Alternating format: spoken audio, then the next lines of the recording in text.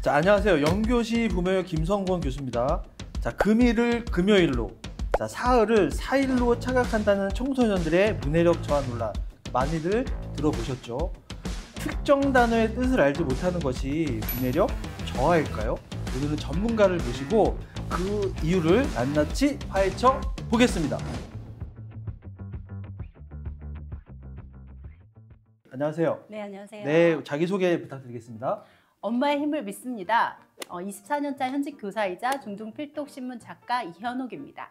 아, 네, 선생님. 귀한 발걸음 감사드리고요. 우리 전문가님이 오셨으니까 좀 더 편안하게 여러분의 궁금증을 다 해소해보는 시간으로 가져보겠습니다. 자, 선생님. 일단 그 가정 내에서의 그 문해력 교육을 이해하기 전에 요즘 아이들이 그 키우는 것들을 부모님들이 많이 어려워하시는데 그 이유가 왜 그럴까요?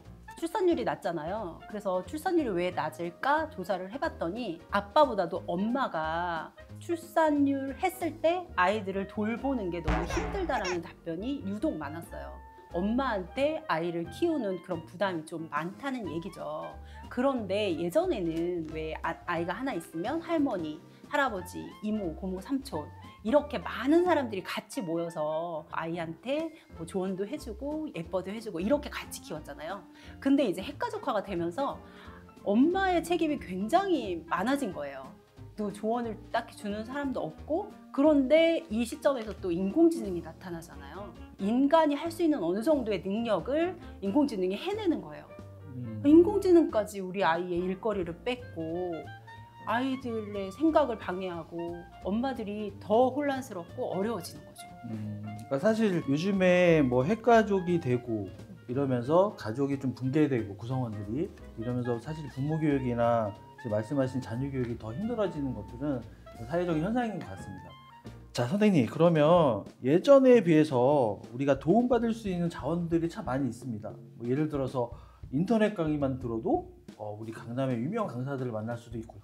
왜 이렇게 이런 자원이 많은데도 아이를 키우는 게, 또 교육하는 게 힘들다고, 어렵다고, 왜 자꾸 이런 하소연을 할까요? 제가 요즘에 핫한 한강 작가의 작별하지 않는다에서 한 부분을 읽어드릴게요. 어떤 사람들은 떠날 때 자신이 가장 예리한 칼을 꺼내든다는 것을 우리는 경험으로 안다. 가까웠기에 정확히 알고 있는 상대의 가장 연한 부분을 베기 위해. 너무 가깝기 때문이죠. 그래서 아이를 생각할 때 자기 자신을 생각하는 뇌 부위가 활성화된다고 하잖아요. 그럴 정도로 굉장히 가까운 사이에서 어떻게 하면 이 아이를 잘 좋은 방향으로 이끌까라는 생각 때문에 나 자신하고 아이를 분리하지 못하면서 오히려 더 어렵게 느껴지는 것 같아요. 특히 저는 왜 엄마가 힘들까라고 고민을 해봤거든요. 일단 뭔가 드러나는 걸로 우리는 성과를 이야기하잖아요. 그렇죠. 근데 엄마라는 거는 수치가 없어요. 내가 엄마로 노릇을 잘했는지 못했는지 알 수가 없어요. 근데 오로지 드러나는 게 하나가 대학교, 입시 결과, 어디 취직했다 뭐 이런 것들이니까 이렇게 경쟁은 치열해지고 아이들은 어떻게 해야 될지 불안해지고 이런 게 더 커지는 것 같아요. 자, 그래서요, 선생님, 엄마들이 어디 모임에서도 나가서 정보도 모으고 또 여러 가지 교육에 대해서도 이야기합니다. 자, 그런데도요, 불안감은 줄어들지 않잖아요. 자, 그 이유가 뭘까요, 선생님? 저도 저희 아이가 4학년 때 엄마들 모임에 나갔어요. 그랬더니 논술학원 안 보내는 엄마는 저밖에 없더라고요. 그래서 당장 논술학원을 등록했던 경험이 있거든요. 그 주위 엄마들, 옆집 엄마들 위험하다는 건 많이 들어보셨을 텐데 그것뿐만 아니라 요즘은 유튜브까지도 또 합세를 했어요. 유튜브 다들 보시면 아시겠지만 굉장히 자극적이잖아요. 마치 이렇게 하면 당장이라도 서울대 갈 것 같은 그런 제목들이 막 나오면서 그 불안을 오히려 더 강요하는 거죠. 그런데 실제로 교수님도 잘 아시겠지만 정도를 걷지 않고 뭔가 이뤄낼 수 있는 방법은 사실 없잖아요. 그렇죠. 네, 그런 부분들이 엄마들을 조금 더 불안하게 하는 것 같아요. 이런 불안을 좀 이기기 위해서 이런 엄마들은 꼭 만나봤으면 좋겠다라고 제가 좀 강조하는 엄마가 있거든요. 아, 네, 말씀해 주세요. 세 부류의 엄마는 꼭 만나라. 아, 네. 네. 누굴까요? 네. 첫 번째는요, 선배 엄마입니다.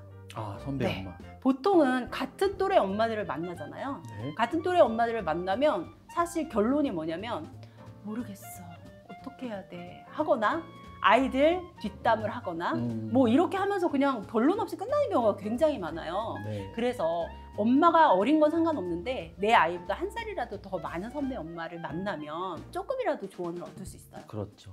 그리고 두 번째 엄마는요. 책에서 좀 만났으면 좋겠어요. 어. 왜냐하면 내 아이가 성향이 다 다르잖아요. 그런데 그 옆집 엄마를 통해서 내 아이와 비슷한 성향을 가진 엄마를 만나기가 사실 어렵거든요. 그렇죠. 그리고 뭐 유튜브에서도 만날 수 있지만 사실 유튜브는 조금 더 자극적인 엄마들이 많죠. 그렇죠. 그렇지만 책은 그렇지 않습니다. 책은 정말 엄마들의 노력이 들어가 있고 그리고 정말 다양한 아이들의 유형이 나오잖아요. 그러니까 책 중에서도 나의 고민과 맞닿은 그런 엄마들의 이야기를 좀 들으면 아 이렇게 하면 좀 길이 보이겠구나 라고 생각할 수 있을 것 같아요. 그리고 마지막은 엄마는 아닌데 엄마 같은 엄마예요. 바로 우리 아이를 가장 잘 알고 우리 아이한테 가장 많은 영향을 주고 우리 아이와 가장 닮은 사람 바로 아빠죠. 아, 아빠. 네.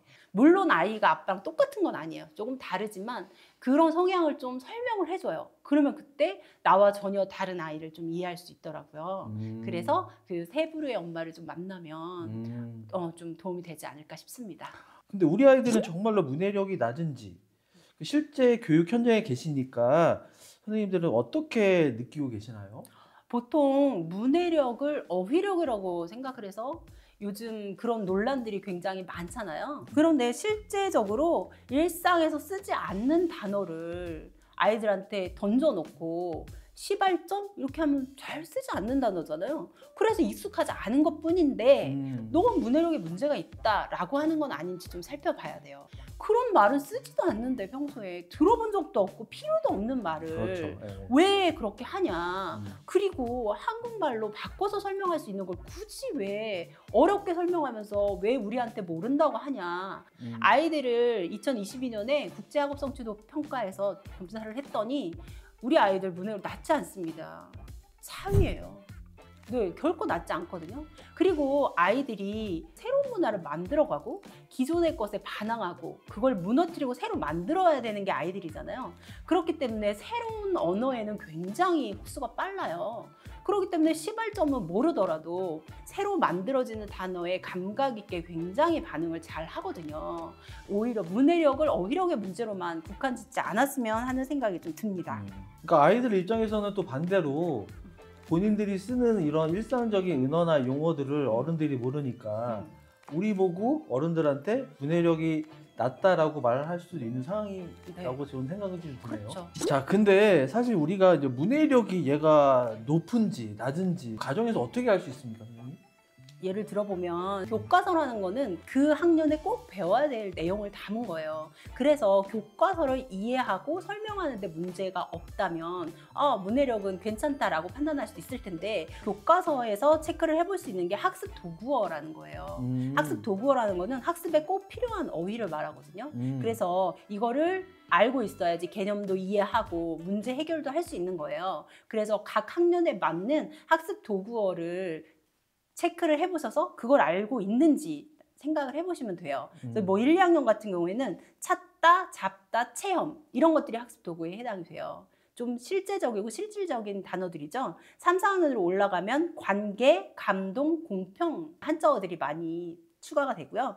그래서 초등 3, 4학년이 어려워진다라고 하는 거예요. 요즘 뭐 3, 4학년이 대학을 결정한다 막 이런 이야기들도 많잖아요. 그렇죠. 이게 바로 갑자기 학습 도구어들이 어려워지면서 아이가 교과서를 이해하는 거를 어려워하기 때문이거든요. 그 시기에 조금 교과서를 접하면서 또 어휘도 좀 쉽게 풀어주시는 거예요. 그렇게 하면은 아이들 문해력이 어느 정도인지 체크할 때 좀 도움이 되죠. 그 문해력을 높이기 위해서 가정에서 할 수 있는 활동 구체적으로 좀 알려주십시오. 일단 대화를 많이 하시는 게 좋습니다. 그게 어떤 대화라도 좋아요. 네. 아이하고 엄마하고 의미 있는 대화를 얼마나 할 것 같으세요? 많이 안 할 것 같아요. 네. 많이를 좀 넘어서는 것 같아요. 주당 3.5분이라고 해요.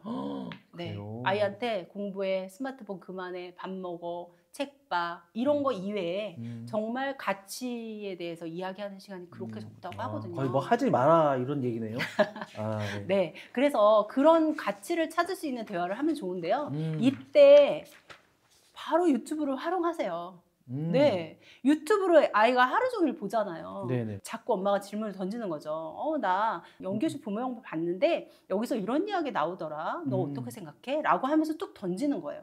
그럼 이제 그거에 대해서 아이랑 대화를 하는 거예요. 대화를. 네, 대화를 하면서 아이가 그래? 그럼 부모 영역 영교식? 그러면 1교시는 뭐지? 수능에서 1교시는 국어네. 그럼 국어는 뭐지? 라고 하면서 그때 찾아보는 거예요. 아이랑 같이 그렇게 좀 대화를 해보시면 좋아요. 조금 어린 아이들 같은 경우에는 네. 좀 놀이 같은 거 하시면 좋아요. 뭐 이렇게 차 타고 가면서 우리 빨리 한 짝 한 판 찾기 해보자. 이렇게 게임을 활용해서 즐겁게 막 웃어주면 부모하고 그 대화했던 게 공부다라는 생각보다 즐거웠다. 라는 좀 좋은 정서는 남기면서 실제적으로 아이들한테 도움이 되잖아요. 그렇죠. 네, 그런 식으로 좀 연습을 해보면 좋습니다. 네. 자, 선생님 그리고 이제 또 책이 이렇게 나왔는데 이 책은 어떤 좀 연령층에서 좀 읽으면 좋은 책인지 네. 책 소개 좀 부탁드리겠습니다. 이 책을 읽을 수 있는 수준의 사람이라면 누구든 도움이 될 것 같아요. 그러니까 어른들이 봐도 이거 굉장히 재밌다, 좋다라는 이야기를 제가 많이 들었고요. 네. 특히 서울대생, 네, 굉장히 가치 있는 책이다라는 이야기를 많이 했었고요. 제가 대형 서점의 MD 분도 자기 조카 줄 수 있게 좀 한 권 부탁드린다는 이야기 할 정도로 네, 그러니까 어른들이 보기에도 예, 굉장히 도움이 많이 되는 책이에요. 그래서 아이들만 본다라고 생각하기보다는 서로 이 내용을 읽고 나서 토론하고 이야기하고 그럴 수 있는 사람이라면 누구라도 좋을 것 같아요. 자, 이 책을 어떻게 활용하는 게 좋은지 구체적으로 설명 좀 해주세요. 이 책은요, 중등필독신문 1과 2가 있는데요. 그 주제가 각각 6개 챕터씩 12개 챕터에 주제 뉴스들이 담겨져 있어요. 그래서 각 챕터당 10개의 뉴스가 들어있거든요. 네. 그래서 일단은 아이가 흥미있는 뉴스부터 읽도록 하시는 게 좋습니다. 이것도 문해력에 따라서 좀 수준에 맞춰서 같이 활동을 하면 좋아요. 이 책이 구성이 기사문의 내용이 있고 그 다음에 그것을 어떻게 생각하면 좋을지 그리고 그 생각에 따라서 질문을 하고 그 질문을 대답하는 형식으로 되어 있거든요. 그래서 그거를 문해력이 조금 낮은 혹은 어린 친구들이다라고 하면 일단 신문이니까 신문이라는 거는 재밌다, 유용하다는 생각을 줘야 되잖아요. 그렇죠. 그래서 놀이 형식으로 좀 활용하면 좋습니다. 그래서 제가 중등필독신문 1의 워크북을 저희가 제공을 해드리는데 네. 그거를 다운받으셔서 아이들하고 놀이 형식으로 활용해 보시면 좋아요. 거기에는 신문을 가지고 할 수 있는 놀이들이 있어요. 그래서 신문으로 뭐 내용을 가지고 그래프를 만들어 보고 아니면 신문 타이틀을 바꿔보고 신문에 있는 내용을 요약해 보고 뭐 이런 식으로 아이들이 신문에 나온 단어로 끝말잇기 이런 액티비티 활동들이 굉장히 많으니까 아이들하고 그렇게 주고받고 하시면서 재미있게 활동하시면 좋고요. 이권에 있는 워크북은 조금 수준을 높여서 아이들이 그 내용을 보고 생각할 거리들을 제시를 하는데요. 기사문을 읽은 다음에 이 기사문의 내용을 요약하면서 중심 내용을 찾아보는 활동부터 시작을 해요. 그리고 수능에서 좀 측정하는 영역들, 사고력들을 기를 수 있는 질문에 대답을 해보면서 그런 과정들이 워크북에 다 나와 있어요. 그래서 마지막에는 창의적으로 생각할 수 있는 것까지 해서 아이가 재미있는 생각들을 유도하는 활동까지 있으니까요. 그 워크북을 참고하셔서 좀 아이들하고 책은 이렇게 읽는 거구나 라고 배워보시면 좋고요. 마지막으로 나 수능까지 조금 여기서 연계해봤으면 좋겠는데 라는 생각이 있으시면 제가 중등필독신문 2는 1과 다르게 수능과 내신에 나오는 것들을 좀 정리를 했거든요. 그래서 네네. 수능에 진짜 기출되었던 문제 그 내용을 배경 지식으로 담았고 그래서 수능 완전 정복이라는 워크북을 만들었어요. 그래서 거기에는 수능 비문학 영역에서 측정하는 5가지 영역별로 예시 문제가 나와 있고 네네. 이 기사를 읽고 풀 수 있는 문제들을 제가 거기 내놨거든요. 그래서 그것들을 풀어보면서 가볍게 수능이라는 거는 이런 거고 이런 식으로 진행이 되는구나 라는 것도 체크해 보시면 실질적인 학습에 조금 도움이 될 것 같아요. 자, 지금 선생님께서 말씀하신 워크북은요, 저희 고정 댓글 링크에 있으니까 반드시 그 링크를 참조해 주시면 될 것 같습니다. 지금 저자분 선생님께서 직접 나오셨지만 중등 필독 신문 2는 그 실제로 여러분들이 교과 성적하고도 연관이 되는 부분들이 되게 많이 있거든요. 그러니까 저를 믿고 한번 이 책을 꼭 읽어보시길 강력하게 추천드리겠습니다. 자, 선생님, 그 자녀의 그 문해력과 사고력을 걱정하는 부모님들이 대한민국에 너무나도 많습니다. 이 부모님들한테 마지막으로 강조하고 싶은 말씀 있으시면 해주십시오. 문해력이라는 게 글을 읽고 이해하고 이거에서 끝나는 게 아니라 전반적으로 생활에 많은 영향을 줄 수 있는 거거든요. 그래서 저는 문해력을 걱정하시는 엄마한테 한 가지 질문을 던지고 싶어요. 어머니는 학원형 엄마가 되고 싶은지 학교 선생님형 엄마가 되고 싶은지. 네. 어떤 뜻일까요? 학원 선생님이 가장 관심이 있는 것은요, 성적이죠. 그렇죠. 네, 성적을 올리는 거. 그 포인트가 학원 선생님의 가장 핵심이고요. 학교 선생님들은 조금 다릅니다. 물론 공부에 대한 근본적인 것들을 다 가르치지만요, 그게 공부에서만 끝나는 건 아니에요. 저희가 이제 학교에 있다 보면 선생님들이 아이들을 불러서 아이들의 전반적인 거를 정말 가치관 교육을 하세요. 쉬는 시간에. 그럼 아이들이 다 와서 다 들어주시고 그거에 대해서 피드백하고 어때 나아졌어 이런 이야기들을 하시거든요. 그런 것처럼 내가 성적에만 신경 쓰는 엄마는 아닌지 전반적인 아이의 발달을 신경 쓰고 있고 그것에 대한 가치를 두고 있는 엄마인지 그 부분을 한번 체크해 보셨으면 좋겠어요. 자, 선생님 오늘 영교지 부모역 그 첫 패널로 나오셔서 너무 감사드리고요. 또 다음에 또 기회 되면 모실 수 있도록 하겠습니다. 자, 감사합니다. 감사합니다.